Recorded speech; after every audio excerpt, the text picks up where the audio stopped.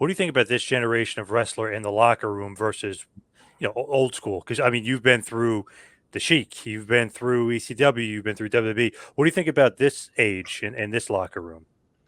Well, that's a pretty broad question.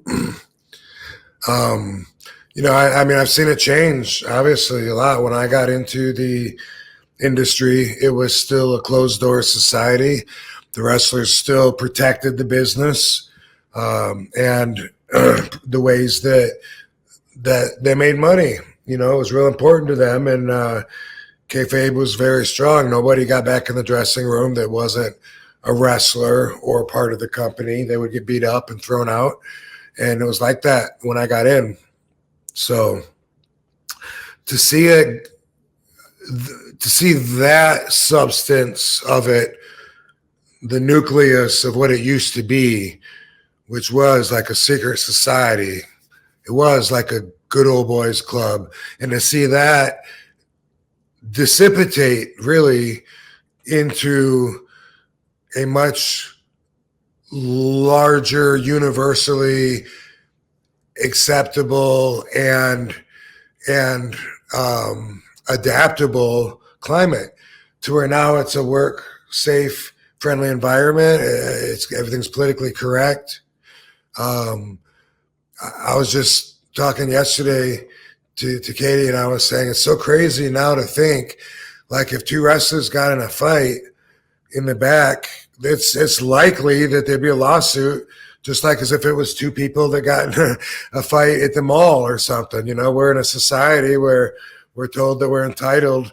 If we're done wrong, we're entitled to get paid. So everybody sues for everything. And culturally, that's the correct way to handle certain problems. Let the law handle it. You don't take it into your own hands. But that's certainly not the way we were brought up when we're taught, don't let anybody disrespect you or your family. Anyone talks bad about your mama, you punch them right in the mouth.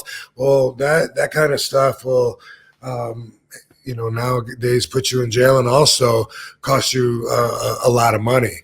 And so now the whole wrestling environment behind the doors seems like it has to be transparent enough to where you can at least see through the doors if you're not back there yourself now. It's required now in order to be acceptable with the woke society. For better or for worse, it's just different. Can't believe, like, if you think about it, like the Steiners and the Nasty Boys, you think they'd sue each other after they got in a fight in the back, or you and Right. Sabu or something? You know what I mean? Would you? That would Yeah. never happen in a million I would years back then. Right. And I would expect it to now, though. I would expect it to be just like if it was two businessmen, they were office cubicle jockeys, and it's like that's the safe work environment that has progressively been becoming the real life situation with wrestling. It's when I say politically correct, I mean it wasn't meant to be that at first. Way back in the day, it was racist, homophobic. It was very labeling. It was very whatever it wanted to be, and it was very protective. And then it hasn't been an instant change, of course. It's been over the years, but it's been after the bag of tricks is open. Now we have a whole generation of wrestlers who grew up thinking that it was a work. So in their minds, it's all about doing the spots, pulling them off. No interest in protecting the business. Not that long ago, if setting the spot up kills the business, then you don't do the spot. It's not worth it if it takes too long to set up. Not a factor anymore.